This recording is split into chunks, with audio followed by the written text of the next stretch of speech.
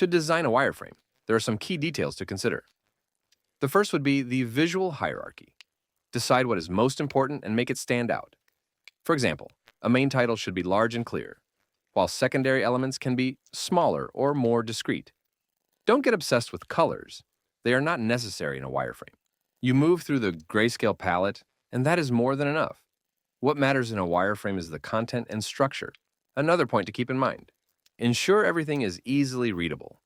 Use simple and clear fonts. Arial, for example, works really well here. Images are not important at this level either. A simple placeholder will be enough to indicate the location of the images in the final design.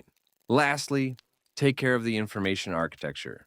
Focus on the user, identifying which elements need to be found first, and structuring the navigation to be intuitive and fluid. With these steps, you will have a clear, functional web frame, ready to move on to the next stage.